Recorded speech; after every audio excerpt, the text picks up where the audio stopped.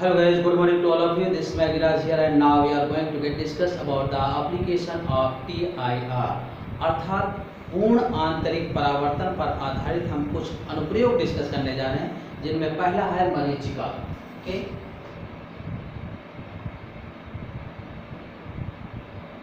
मरीचिका क्या होता है? दृष्टि भ्रम जिसे कहते हैं, ये दृष्टि भ्रम होता है। तो ये दृष्टि भ्रम क्या होगा, इसके लिए देखते हैं कि यह भी पूर्ण आंतरिक परावर्तन पर आधारित घटना है। और इसमें क्या होता है कि जब कोई प्रकाश किसी ऊंचे स्थान से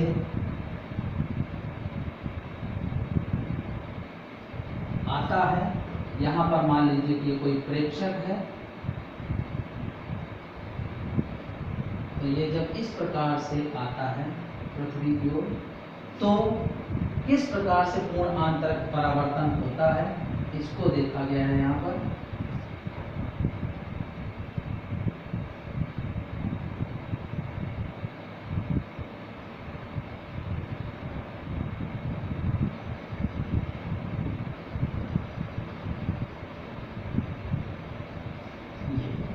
ठीक है ना, कि ये जो पृथ्वी सतह है, पृथ्वी सतह की वायु जो होती है गर्म वायु होती है और ऊपर की नमी रहती है, यानी ठंडी वायु रहती है।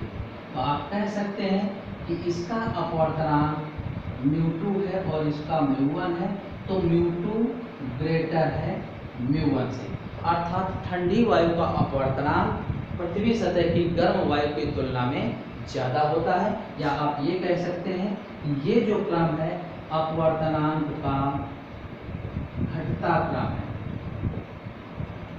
ऊपर से नीचे की ओर अपवर्तनांक क्या होता जाएगा, घटता जाएगा।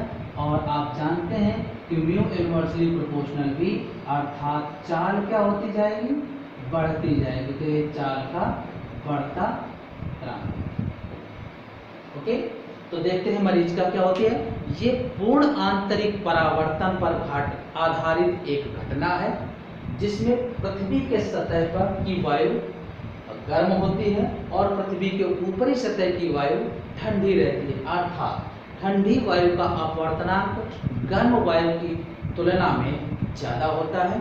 अर्थात ये कह सकते हैं कि ऊपर से नीचे की ओर अपवर्तनांक नियमित रूप से, क्रमिक रूप से घटता जाता है, किंतु म्यू प्रोपोर्शनल 1/v है, अर्थात चाल क्रमिक रूप से बढ़ती जाएगी। तो जब कोई प्रकाश की किरण किसी वृक्ष या ऊंचे स्थानों से पृथ्वी पर खड़े किसी प्रेक्षक या दर्शक की ओर आती है, तो सघन से विरल माध्यम में आने पर ये उत्तरोत्तर अविलंब से दूर हटती जाती है और एक स्थिति ऐसी आती है जब पूर्ण आंतरिक परावर्तन हो जाता है, अर्थात इसका मान क्रांतिक कोण से अधिक हो जाता है और पूर्ण आंतरिक परावर्तन होने लगता है। तब ये वस्तु पृथ्वी में स्थित किसी ऊंची वस्तु के द्रव का प्रतिबिंब, यानी तालाब या पोखर हैं, उनसे ऐसा प्रतीत होता है कि वहाँ किसी प्रतिबिंब से आती हुई ये वस्तु दिखाई देती है। जैसे गर्मी के दिनों में आप देखते हैं कि बहुत दूर अगर हम नज़र डालते हैं तो वहाँ पर ऐसा लगता है कि सड़क पर गीली है या पानी भरा हुआ है, लेकिन जब हम पास जाते हैं तो ऐसा कुछ नज़र नहीं आता। यही चीज़ होती है दृष्टि भ्रम। तो एक बार रिपीट करता हूँ, ध्यान रखिएगा कि मरीचिका यानी मिराज एक पूर्ण आंतरिक परावर्तन या TIR टोटल इंटरनल रिफ्लेक्शन पर आधारित एक परिघटना है। इसमें ऊपर की वायु पृथ्वी के सापेक्ष, पृथ्वी की सतह की वायु गर्म और ऊपर की ठंडी होती है। ठंडी वायु का अपवर्तनांक गर्म वायु के सापेक्ष में ज़्यादा होता है, अर्थात अपवर्तनांक ऊपर से नीचे की ओर क्रमिक रूप से घटता जाता है, फलस्वरूप इसकी चाल बढ़ती जाती है। जब पृथ्वी पर खड़े किसी प्रेक्षक की ओर किसी कोई प्रकाश की किरण ऊंचे स्थान से, जैसे किसी वृक्ष से आती है, तो सघन से विरल माध्यम में आने पर किरण क्रमिक रूप से उत्तरोत्तर अभिलंब से दूर हटती जाती है, तथा जैसे ही ये अभिलंब से, मतलब इसका मान क्रांतिक कोण से अधिक हो जाता है, इसमें पूर्ण आंतरिक परावर्तन की घटना होने लगती है और जो वस्तु की किरण यहाँ से आ रही थी। ऐसा प्रतीत होता है कि किसी तालाब या पोखर से किसी ऊंची वस्तु का प्रतिबिंब आता हुआ दिखाई देगा। ठीक उसी प्रकार से जैसे गर्मियों के दिनों में हम सड़क पर बहुत दूर नजर डालते हैं तो ऐसा लगता है कि जैसे सड़क पर पानी भरा हुआ है, लेकिन जब हम पास जाते हैं तो वहाँ पर सड़क सूखी आती है, नजर आती है। यही दृष्टिभ्रम या मरीचिका कहलाती है। ओके, आइए अब हम डिस्कस करते हैं हीरा। हीरा क्या होता है? हीरा अपनी भव्य चमक के कारण प्रसिद्ध होता है। प्रसिद्ध है यानी इसकी जो चमक है उसके कारण इसकी ख्याति है।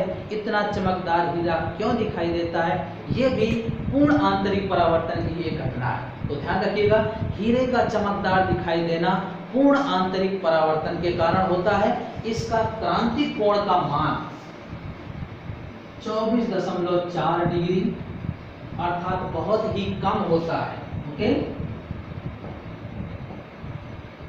24.4 डिग्री होता है, अर्थात ये कह सकते हैं कि इसका जो क्रांति कोण का मान है बहुत ही कम है। अब इसमें क्या होता है कि जब हीरे में एक बार प्रकाश की किरण प्रवेश कर जाती है तो हीरे के अंदर वो बार बार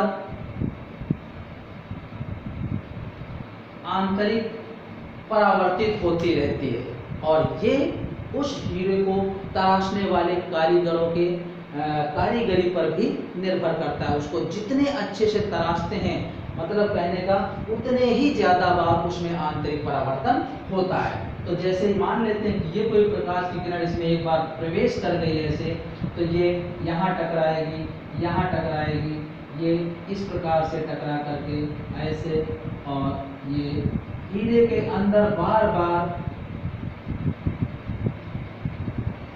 इस प्रकार से ज्यादा देर तक ये किरण इस हीरे के अंदर रह पाती है, और इसी वजह से वो हमें ज्यादा सुंदरता उसकी नजर आती है, भव्यता नजर आती है, चमक नजर आती है। तो ध्यान रखिएगा कि हीरे का चमकदार दिखाई देना भी पूर्ण आंतरिक परावर्तन की घटना पर ही आधारित एक परिघटना है। इसका क्रांति कोण का मान बहुत ही कम, लगभग 24.4 डिग्री होता है।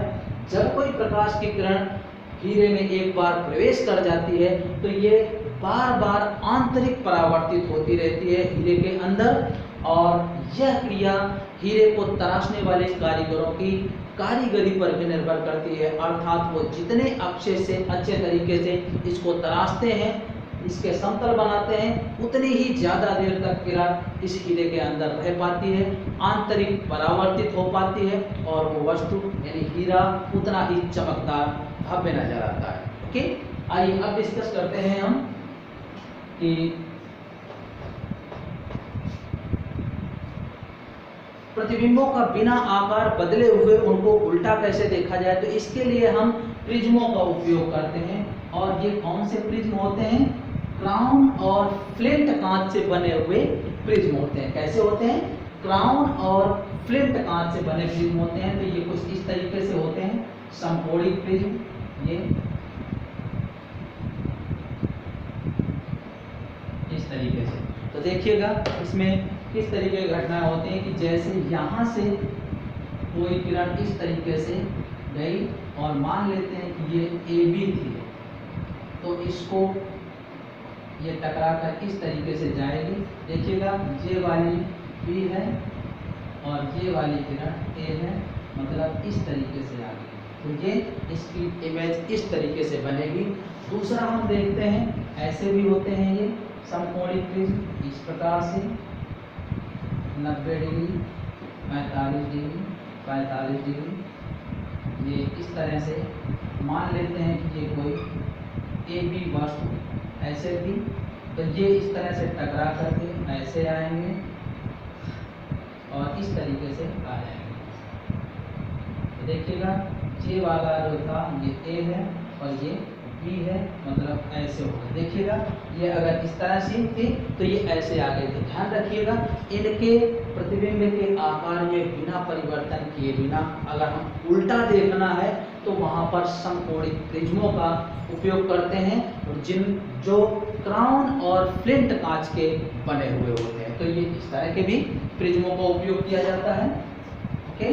और ऐसे भी ये उपयोग होंगे इस तरीके से, तो जिनमें कि उसके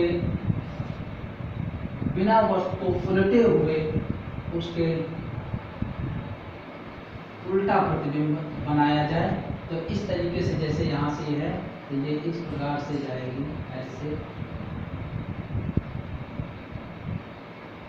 और इस तरीके से निकल जाएगी। तो ये है, देखिएगा ये ए था तो ये ए आ गया, और ये बी थी तो ये बी आ गई, और इस तरीके से आ गई बी। तो देखिएगा यहाँ ये था और इसका उल्टा प्रतिबिंब मिल गया। तो ये जो प्रिज्म होते हैं ये क्राउन और फ्लिंट कांच के बनाए जाते हैं। तो ध्यान रखिएगा कि अगर हमें किसी भी वस्तु का प्रतिबिंब प्राप्त करना है उल्टा, ठीक है, तो बिना उसके आकार में परिवर्तन किए बिना अगर हमें उल्टा प्राप्त करना है तो हमें ऐसे प्रिज्मों का उपयोग करते हैं जो क्राउन और फ्लिंट कांच के बने होते हैं, और वो समकोणिक प्रिज्म भी होते हैं और दूसरी आकृति के भी होते हैं। तो इनके प्रयोग से उनका उल्टा प्रतिबिंब भी प्राप्त किया जा सकता है बिना किसी परिवर्तन के। ओके।